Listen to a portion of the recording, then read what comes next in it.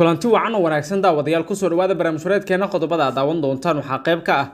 Tigray oo markii ugu horeysay beeniyay in ay wada hadleen hogaamiyaasha Tigray iyo Ethiopia wararka ugu dambeeyay saaxiibayaal waxay leeyihiin wax wada hadal oo dhexmara Tigray iyo Abiy ma jiraan afhayeenka TPLF Getachew Reda oo warkii ugu horeeyay ku dhawaaqay beeniyana in ay jiraan wada hadal u dhaxeeya TPLF iyo sidoo kale Abiy Ahmed haddaba saaxiibayaal waxaan eegi doonaa go'aanka TPLF ee dagaalka Ethiopia xogii ugu dambeeyay warbaahinada caalamiga ah ee kuwa gaarka ah ee Ethiopia waxa la baahiyay inay wada hadleen Abiy Ahmed oo ah ra'iisul wasaaraha waddanka Ethiopia iyo Tabrasaasha Kabramichael oo ah hogaamiyaha ugu sarreeya Tigray haddaba wararkaas aynu faaqidi doonaa saaxiibayaal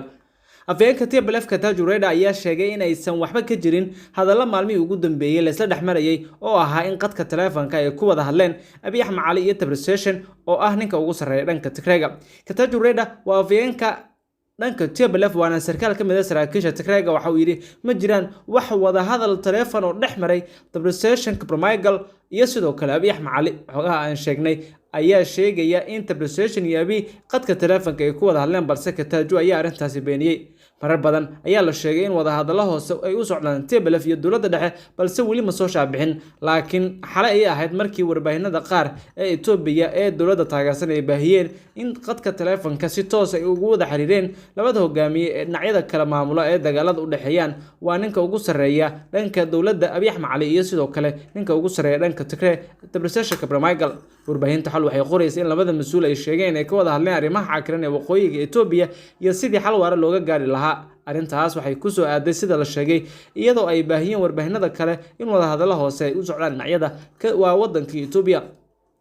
ilaa ay hadda ma caddo wada hadal toos oo dhexmara Tigray iyo sidoo kale Abiy Ahmed Cali iyo dhammaan maamulka gobolkaasi waxaana la soo warinayaa in amaxaaradu ay aad uga soo horjeedo in wada hadal la galo dowladda gobolka maamul goboleedka Tigrayga waxaana ay leedahay waa in lala dagaalamaa lala jihaadaa ilaa laga adkaanayana meel la saaraa arrinkaas waxay u muuqataa in qayb weyn ay ka tahay dadaalada Abiy Ahmed uu doonayo in looga adkaado waxaa la soo warinayaa sidoo kale saameynta ka dhalatay in ay qayb ka tahay weli dhibaatooyinka baasan ee ka jira gudaha dalka Ethiopia iyada oo maamulku ay mar kale weli sheegayaan in ay qayb ka noqonayaan dhibaatooyinka ugu waaweyn ee ka jira Tigraygu waxay leeyihiin inagu waxaan diyaar u nahay wada hadal laakiin haddii la waayo waaynu u diyaarsanahay inaan iska dhicinno waxaanu haysanaa ciidamadeena iyo hubkeena waynu la dagaalameynaa qof walba oo isku dayda inay naga hor istaagto awooddeena iyo sidoo kale dhinacyadeena kale waana arrinta kale ee keeni karta in mar kale Ethiopia dagaal uu ka qarxo Ethiopia waxay hakisay qorshihii lagu wareejin lahaa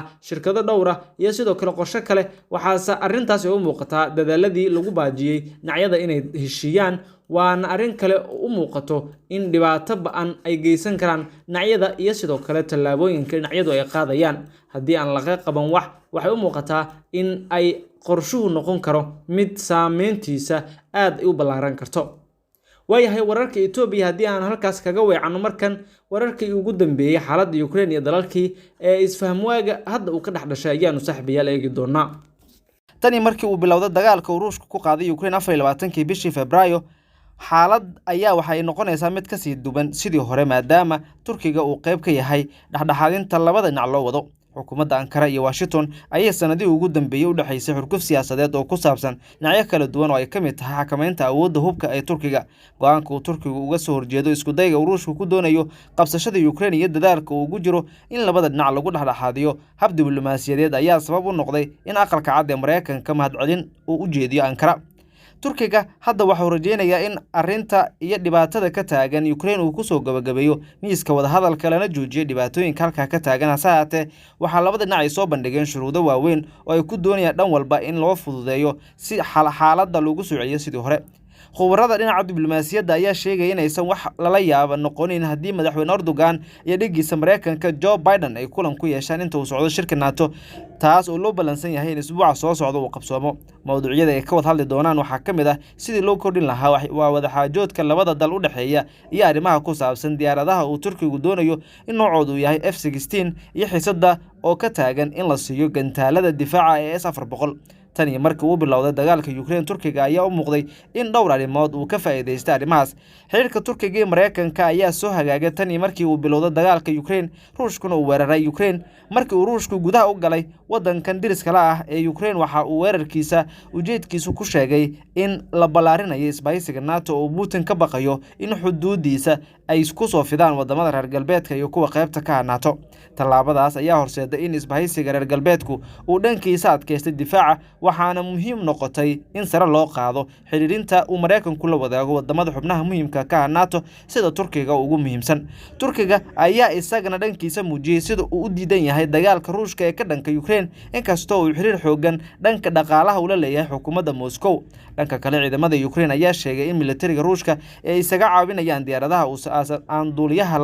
lahayn oo Turkigu sameeyay, taas oo la sheegay in Ukraine ay guul weyn ku soo hooyeen. Dowladda hogaamiye madaxweyne Rajab Tayyip Erdogan ma aysan beenin taageerada ay siisay Ukraine, inkastoo ay sheegtay in diyaaradaha laga iibsaday shirkad laga leeyahay Turkiga. Arrimaha kale ee sida weyn looga bogaadiyay Ankara waxaa ka mid ah sida ay uga istaageen dadaalada xagga diblomaasiyadeed loogu raadinayo dagaalka ka socda Ukraine. Intaasi waxaa sii dheer in Turkiga uu xiray marinada badda ee Istanbul iyo sidoo kale goobaha kale, waxaana maraakiibta militariga ee Ruushka tallaabadaas waafaqsan heshiiska caalamiga ay ku tilmaameen mid baalmarsan shuruucda. Isbuucyadii la soo dhaafay waxaa xoog yeeshay ama si xoog leh u soo ifbaxay heerka xiriirka wadahadalka iyo joogteynta u dhaxaysa Washington iyo Ankara. 9kii bishan Maaj waxaa qadka taleefanka ku wada hadlay madaxweyne Rajab Tayyip Erdogan iyo dhigiisa Mareykanka Joe Biden. Inta uu socday wadahadalka iyo sidoo kale xasaradda, wasiirka arrimaha dibadda ee Turkiga Mas'uud Gavlom ayaa dhowr jeer la xiriiray dhigiisa Mareykanka Antony Blinken. Sidoo kale wasiirka gaashaandhigga ee xukuumadda Ankara ayaa sidoo kale dhankiisa waxa uu tilmaamay in uu qorshahaasi diyaarinayo.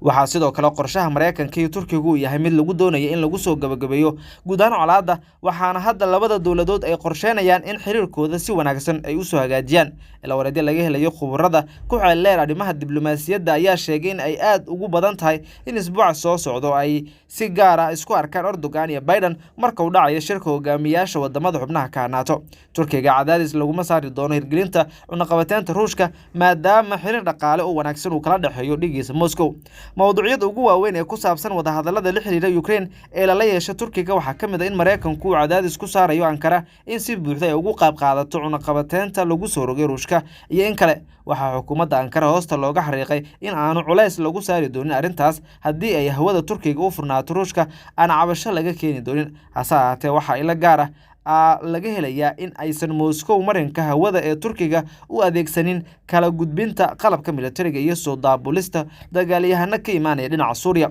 in Turkiga helo diyaaradaha dagaalka F-16 ayaa sidoo kale suuragal ka dhigi karta in Ruushka uusan fogeynin. mid ka mid ah waxyaabaha ugu muhiimsan ee Turkiga uu ku faa'iidayo in uu hagaajiyo xiriirka kala dhexeeya Mareykanka waa in la dhameystiro hirgelinta heshiiska Washington ugu iibsaday diyaaradaha dagaalka ee noocoodu yahay F-16. labada dal ayaa isku khilaafsanaa qodobkan tan iyo dabayaaqadii sanadkii la soo dhaafay. Mareykanka ayaa diyaaradahaas u diri waayay Turkiga oo lacagtooda baxsaday kadib markii ay xurguf ka dhalatay go'aanka uu Turkiga gantaalada difaaca hawada ee S-400 uga iibsaday Ruushka. 8 diyaaradood oo uu Turkigu u filayay in uu soo diraan Mareykanka ayaanu ilaa hadda la gaarsiin. hase ahaatee waxaa hadda la filayaa in Turkigu helo diyaaradahaas haddii uu is-afgarad ku dhammaado, isla markaana kulanka ay yeelan doonaan Biden iyo Erdogan la isku afgarto. sida ay sheegeen ila wareedyo, wadahadallada bilowday bilihii la soo dhaafay ayay suuragal tahay in lagu soo gabagabeeyo ilaa xagaaga soo aadan.